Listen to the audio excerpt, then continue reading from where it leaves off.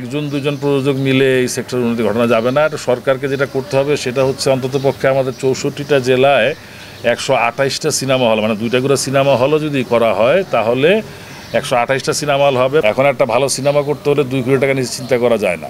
লগ্নি করাটাই তাদের অর্থ একটা হুমকির মুখে পড়ে যেত।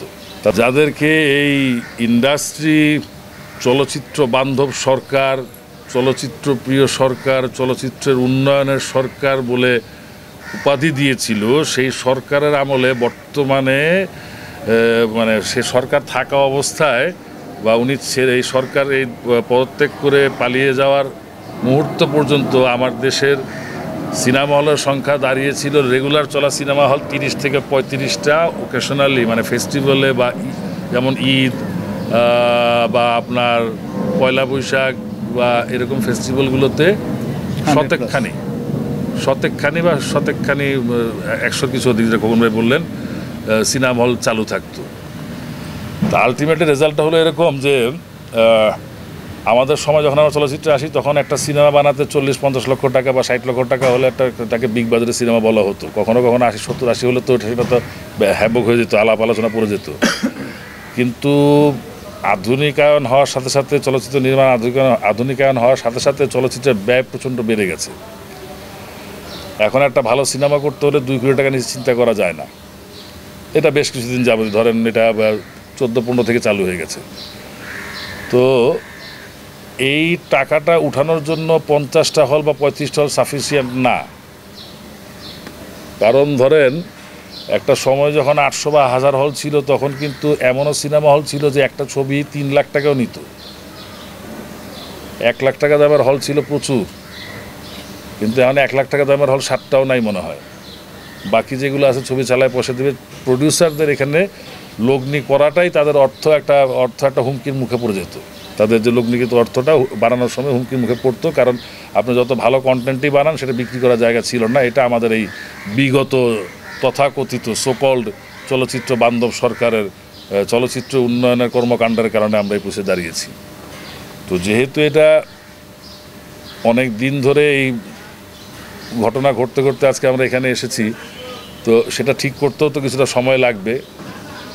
আর সবচেয়ে বড় কথা হলো যে প্রডিউসাররা যারা অর্থলগ্নিকারক, তারা যে তাদের বিশ্বাসটা হারিয়ে ফেলেছেন চলচ্চিত্র থেকে, সে বিশ্বাসটা স্থাপন করতে হবে, সেই বিশ্বাসটা ফিরিয়ে আনতে হবে। কেমন যে আমাকে এমন কিছু চলচ্চিত্র নির্মাণ করতে হবে এবং চলচ্চিত্র প্রদর্শনের জায়গাগুলোকে এমন জায়গায় নিতে হবে, এমন আপডেট করতে হবে যাতে করে সেইখানে মানুষজন যায় ছবি দেখার জন্য, চলচ্চিত্রের ব্যবসাটা ভালো হয়, সেগুলো আগে দেখতে হবে। তো সেগুলো এখন যে অবস্থা আমাদের চলচ্চিত্রে ব্যক্তিগত পর্যায় থেকে মানে পাবলিক সেক্টর থেকে সেটা করা সম্ভব হবে না।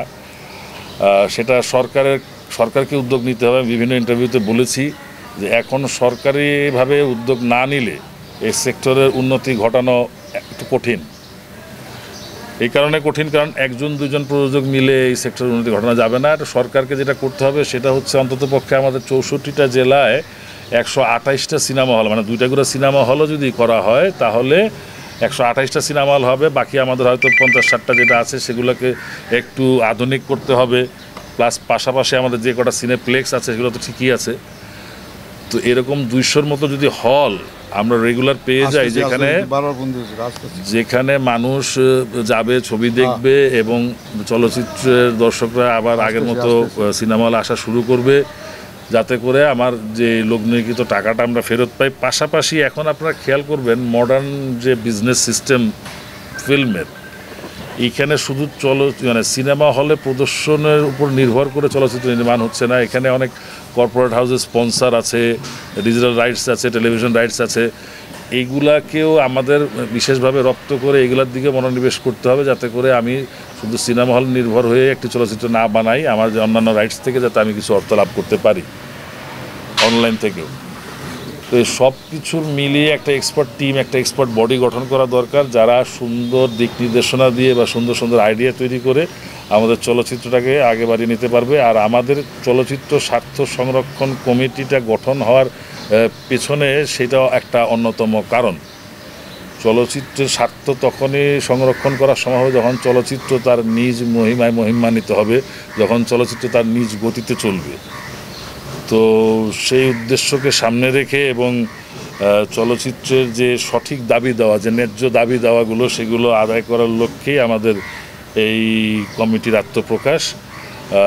এবং যদি আমরা সকলের সহযোগিতা পাই, পাশাপাশি সরকার যদি আমাদেরকে সহযোগিতা করেন এবং আমাদের পরামর্শগুলো শুনেন, তাহলে হয়তো আমরা চেষ্টা করতে পারবো সেই পথে এগিয়ে যেতে।